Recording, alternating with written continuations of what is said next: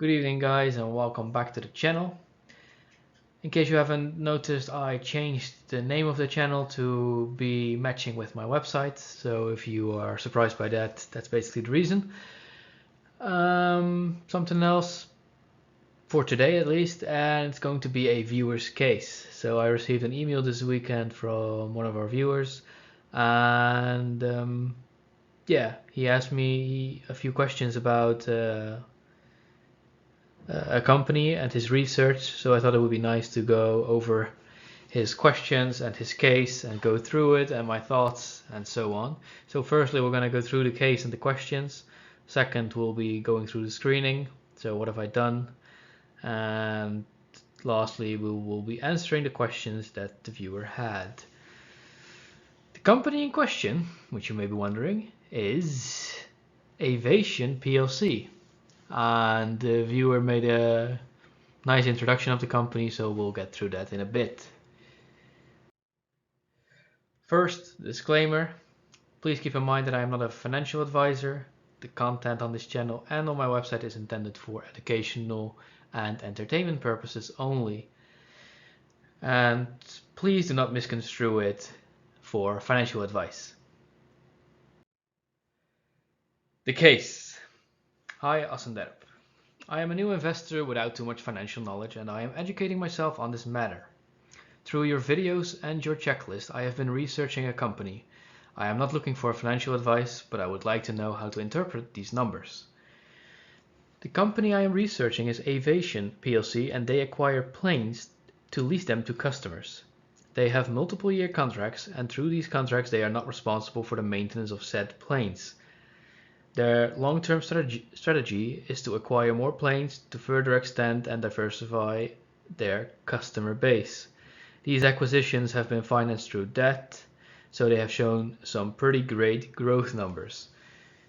In the screening video, I'm just gonna mention that right now. In the screening video, I actually mentioned that the capital expenditures could be because of maintenance, but I didn't know this part back then, so please keep that in mind. That obviously was incorrect of me. But let's get through the growth numbers now. So these were the numbers from the viewer. He listed all of them very nicely. He used my checklist. I will be linking that one in the description below. And he had a few questions about these numbers. First, are my calculations correct for these numbers? That's a great question and something you should always wonder. Even I wonder that every now and then, because yeah, you want to make sure that you are using the right numbers. Second, how come the return on invested capital and return on assets are so low while their compound annual growth rate are so high? And lastly, how should I interpret these numbers?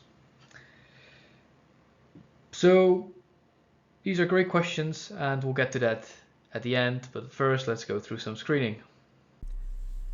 So in order to start with the screening, I went to Yahoo Finance. I looked up the ticker symbol, or just the name, Aviation PLC, and this is what we see when we just get here. So the first thing that I noticed are the market cap that you can see here is 85 million, meaning that it is a micro cap company. And that means that it can be very volatile in the short term, and that we can see here today that it dropped 14, and we can see the fluctuations here. And you know, all in all, it looks like something that may make your stomach turn, so that is something to keep in mind. They have been paying a dividend in the past. I'm not sure if they do that now, I cannot tell yet. High earnings per share, very great PE ratio. So based on this, it looks pretty interesting, but obviously in current market environments, these stats may be justified. So let's have a quick look at the statistics. Let's see what we can find here.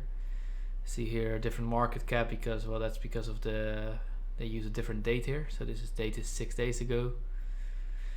High enterprise value, meaning that they probably have a lot of debt, but we'll get to that in a bit. And here we see the EV to EBITDA ratio and the EV to revenue ratio. This is a valuation metric that I prefer, as you guys know. Not the most preferable one, but I prefer it over the PE ratio. And it looks interesting, but it doesn't look like it's the best or cheapest company out there right now. Let's have a little look further. They have high profit margins.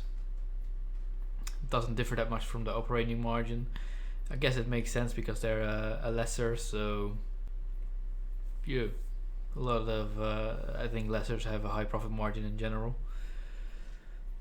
or relatively high compared to the business that they operate in, or the industry that they operate in, I should say. Return on assets is very low, and return on equity is pretty high. It differs from what the viewer mentioned in the case. I'm not saying either one is correct, we'll have to look at that ourselves soon. But there's a difference here, and it's a good question that was asked about the difference here. So we'll get to that in a bit. Here we see some other stats, like the quarterly revenue growth is one that I would like to mention as well. EBITDA looks pretty healthy compared to the market cap at least. And yeah, we see some extra stats, but nothing that I want to stick to further. Here we see a negative free cash flow, so this is obviously something that I am on the alert for, or on the lookout for. But yeah, we know too little to make a decision or to say anything about this. So let's go back up and let's get to financials. So initially we see revenue, we see 2017, or we could actually see 2016 a little bit here. We see slow increase. The same goes for operating income. It's not it doesn't go negative. It doesn't have a downturn at some point. It keeps going up steadily. Net income basically the same. Has a little bit of a shift here, and yeah, when you look at net income, it goes a bit different as well. Like all of a sudden there's a peak here, which is not really in line with what we've seen in the past. So this might be a one-off thingy. So that's something to keep in mind. And yeah, here we see the EBITDA again, something to look for as well. So let's go to the balance sheet. Here we see that their assets have been increasing, and let's see how the liabilities and the stockholders' equity have been increasing. And you see that the liabilities have been also increasing a lot, which makes sense because they are financing planes through debt. But stockholders' equity has also been increasing. Like, we haven't seen any official numbers, but just on a brief screen says that this company is actually operating consistently, at least in the past 3 years. Then we go to cash flow. What we see we see cash flow from operating activities. A little bit of a different here. Like all of a sudden it drops to 2019, something to look out for. But overall, you see an increase here as well. Then you see cash flow from investing activities, and then you see like this is very negative. Why is that? Well, because they're acquiring companies, so they have to spend money, meaning that they have a high capital expenditure. So if we have a look here, then we see here investments in property, plant, etc. And then we see that most of their money goes there.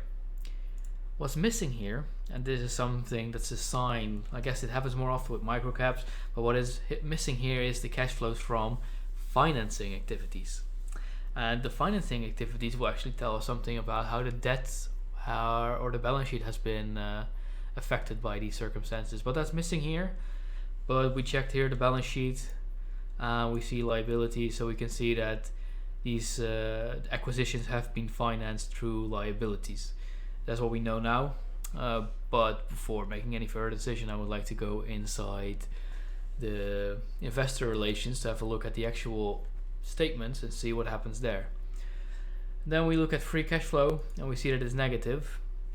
What's happening? Well, we see here the operational cash flow, which comes from the top here, and then the capital expenditures, which is basically hidden in the investing activities.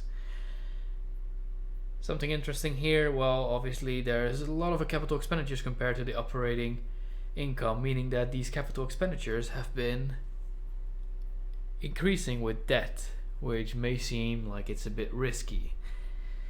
Is that the case? in this case, and I'm not talking like, you know, guys know how I think about capex and debt in general.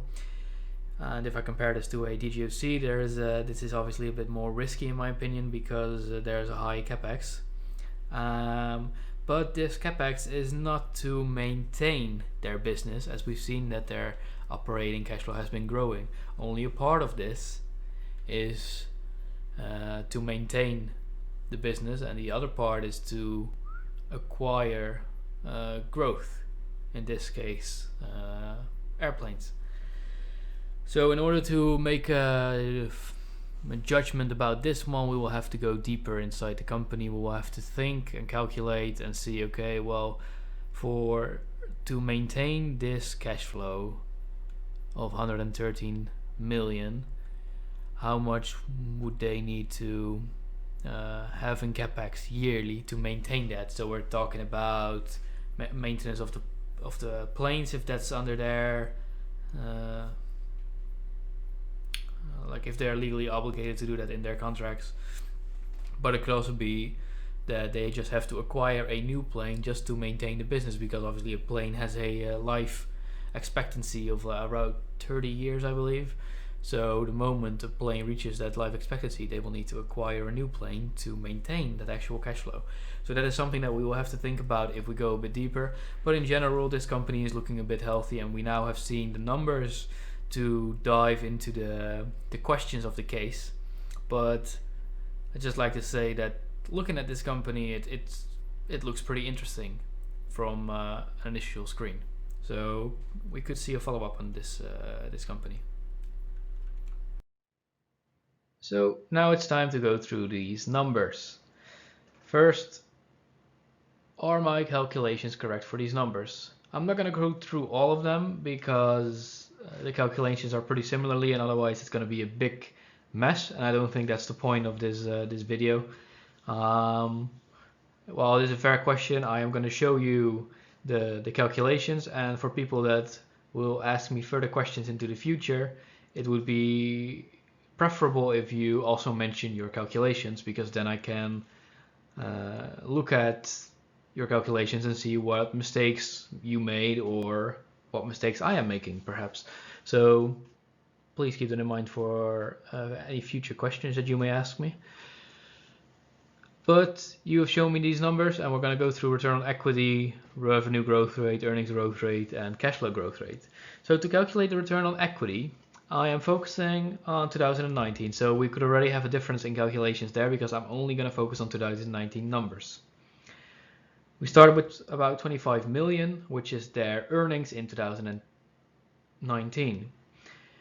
Then we're going to divide that by their shareholders' equity of 2019, and that will result in a 10.7% return on equity. Their growth rate is the compounded annual growth rate. It's a bit of an annoying formula, but once you get the hang of it, it's actually pretty simple. So let's go through it. First, you have this number, 119 million. This is the end value of the period that you're going to look for. So I took the 2019 number for this one. Here you put the beginning value of the period that you're looking for. So in this case, it's going to be the 2016 number. Then this is just what you have to do for the formula. And the only difference that you then have to put is this number based on how many years are in between for your growth rate. So in this case, we went from 2016 to 2019, so that is a 3-year difference. So 1 divided by 3 minus 1 will result into an 18.7 compound annual growth rate. That's basically it. It could very well be the case that you use different periods or numbers as well, and that's why this is different. It's hard for me to check that right now, but please check if you did the calculations like this, and if you did, then you know that the growth numbers that you were looking at were actually correct, but maybe you used just a different period. So the same I've done for the earnings and for the cash flow. What is surprising to me though is that the earnings growth rate, we actually have the same. So it could be that, like, I don't know what where the differences lie, because I don't know the calculations, but please have a look at it for me and see what kind of differences that we made during these calculations. Final point about the cash flow. I looked at the operational cash flow for this one because the financial or the free cash flow, sorry, was negative. So it wasn't much use to look at that one for now. So yeah, these are the calculations that I would use. So hopefully these are valuable to you, and please let me know down in the comments or through an email what you thought of these calculations, and I would like to know where our differences were made. So please inform me of that as well. Second question. How come the return on invested capital and return on assets are so low while their compound annual growth rate are so high? Well, first, these numbers are different. This is, we'll get to that at the final question as well, but the return on invested capital and return on assets are just a different metric than the compound annual growth rate, so they have nothing to do with each other as a business. So keep that in mind. But why? I'm going to answer this part first because that's probably the most surprising one. Why are the return on invested capital and return on assets so low? Well, firstly, and probably the most important reason, this is a very asset intense and investment intense business. They have to acquire these planes and then they lease them. They need to have these planes to lease them. So it's very asset intense and it requires a lot of investments to make this business run. So the moment you have an asset intense business, your assets will be a lot higher than your returns, in this case earnings. So if you then do earnings divided by your assets, which is how you calculate return on assets, then your number is going to be obviously lower than what you probably expect because, well, you are working or you are researching a company that is way more asset intense than other companies. So that's basically the reason, but I'm going to show you with an example. And let's say a company owns 20 million euros in assets and the company has an earnings of 10 million euros. Their return on assets would be 50%, which is a great number. And the calculation is just, well, this 10 million of earnings divided by 20 million euros of assets. But if another company owns 2 billion euros in assets and have the same earnings of 10 million euro, their return on assets would be 0.5%. And that is calculated by 10 million divided by 2 billion. So that's basically the difference. And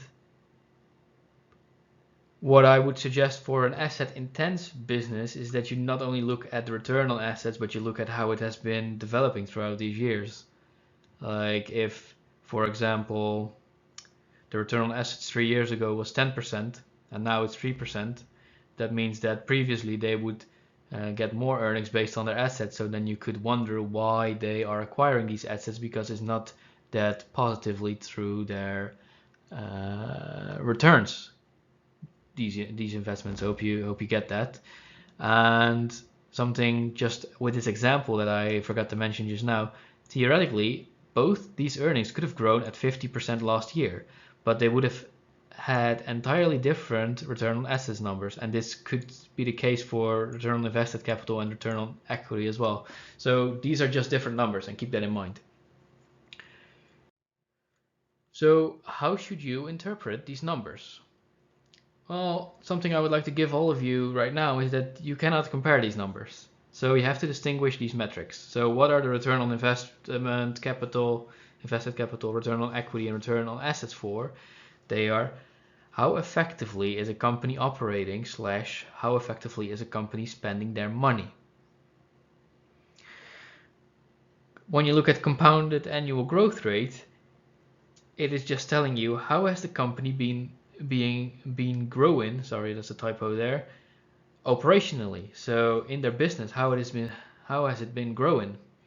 That's a very important distinguish, and I think you shouldn't compare these numbers, but I think you need to, like, I think we all understand the compound annual growth rate, like how is the business fundamentally growing, but the use of return on assets, return on equity, and return on invested capital, those are the stuff to emphasize right now.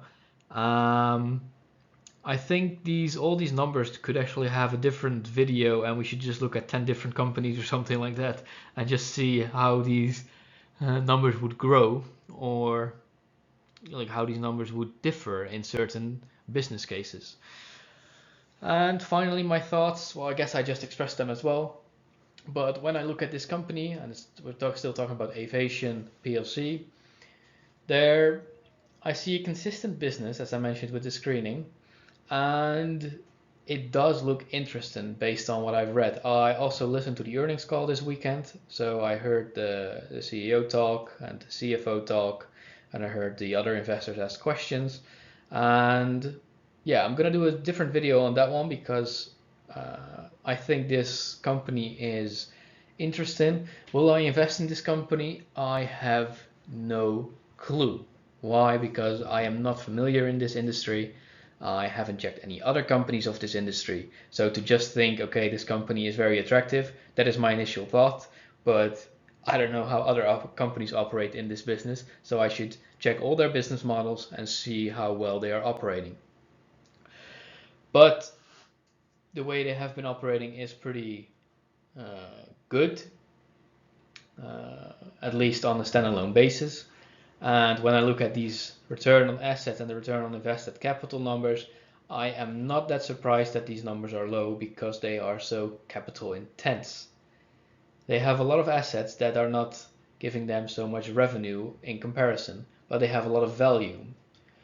So we saw like the shareholders' equity has like a 240 million value, but the company is worth 80 million or something. So if you take all the assets and you sell everything at the book value, if that's possible, I doubt it, but let's say it's possible, and then you pay off all your debt, then you would still get 3 times your investment at this point. So based on the valuation and the growth numbers, I think it does look interesting, but keep in mind that they have a lot of debt. And what I've seen from the contracts, they seem pretty good or pretty well protected for that. So I don't think that they are at risk for bankruptcy, let's say throughout the outbreak. So 2020, 2021, I don't see them going bankrupt at all. So I think that's a relatively safe airplane play, or like an airline plane almost, like in that same industry. However, if somehow these businesses, or let's say the flights do not return to business, then this company has a big issue because yeah, nobody would want to buy the planes and they have a lot of debt. But this company, it does look interesting. And what I also noticed in the screening, but I haven't made a video of that, but I think I'll mention it now, is that the CEO owns over 20%. No, that's not correct. It owns a little bit below 20% of the entire outstanding shares. And then you have a few other um, let's say management members like the CFO, I believe, or like the board, another board member who owns a few percentages as well. So they have around 20% of the shares of the company. So they have a high incentive, and that is also why I'm like, okay, I could actually dive a little deeper in this industry, in this company, in this sector, and see how well this company is operating. So I will make a future video about this, at least one, and we'll see how that turns out and whether it is interesting enough to have another video or a further dive into it. So, viewer that asked these questions, I'm just gonna assume that you want to stay anonymous, by the way, so that's why I'm calling you a viewer. I hope you learned something. I hope all the other people learned something as well. If you guys have a similar case that you want me to look at, feel free to ask me. I cannot promise that I will look at all these cases because the moment these come in, like obviously it takes time. Like I invested I think about 10 hours or something in this company alone just to go through all these details. But like it does give me an idea, and it could also be the case that I only go through it 1 hour because I already see stuff that I don't like about it, and I'm just gonna call it quits at that moment. But you're always free to ask me these things, and I will let you know whether or not I go through it. Um, let's just say that this is the first one. I'll guarantee that the first 4 I'll be looking into and replying to that. Like I guarantee that for you because I also want to stimulate my viewers to research themselves and see what they run into and then see what we can come up with together and maybe build something as a community.